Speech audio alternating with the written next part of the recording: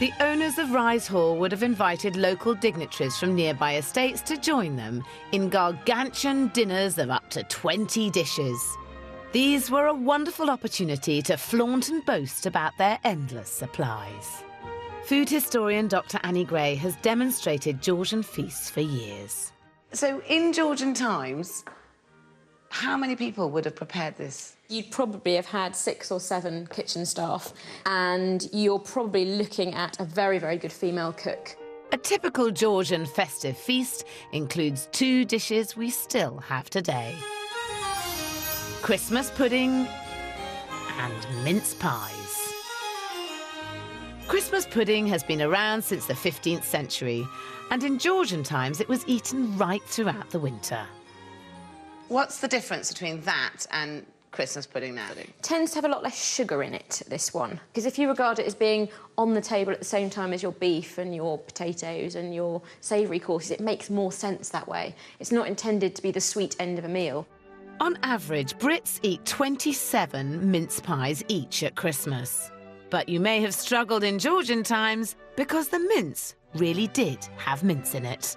Why would they have put meat into it? I mean, surely it's a sweet thing. Is this a pudding or a main course? It is sweet. The mince meat that you've got here evolved slowly from a Tudor mince meat, which would have had a large proportion of probably mutton in it, and the currants there to add a back note.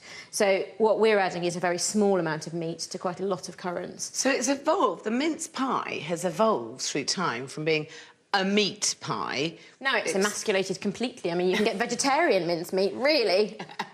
Quality meat was a privilege only the rich could afford. It was the caviar of its day. Look what I've got for you. Like the flesh from this pig's head, for example, which apparently makes a nice pâté called Brawn. I'm not convinced. That is absolutely rank. You're going to be eating that later. No, I certainly am not. You are.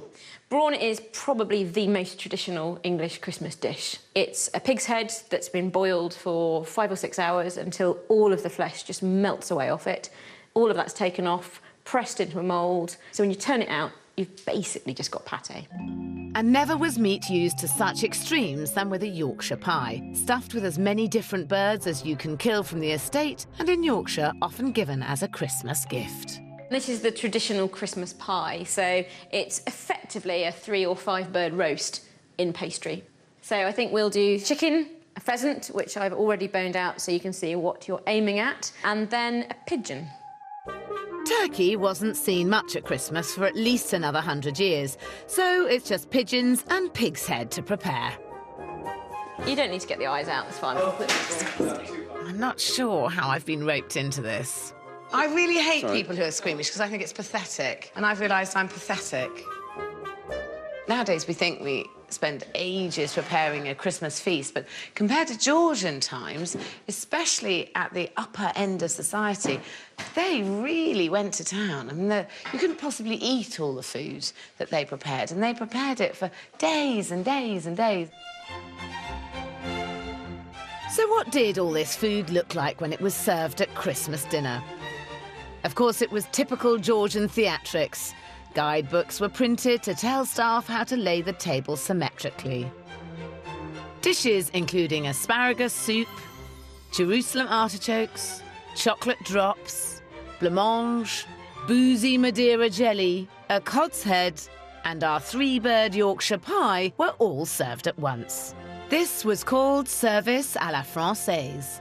What a feast!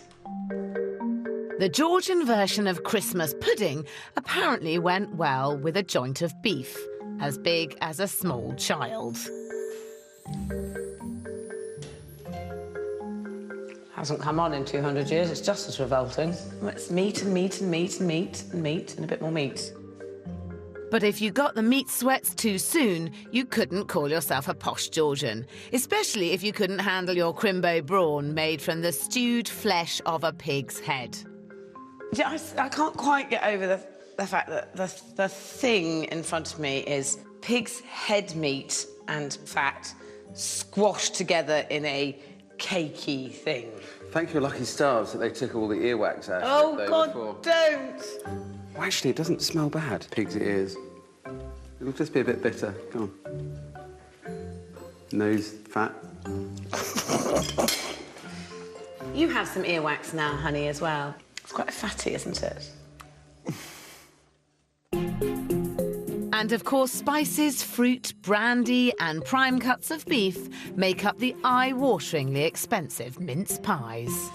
There isn't even a hint of beef in that. It just tastes like a normal mince pie. What's the point in a pie containing beef, which costs more money if you can't taste the beef?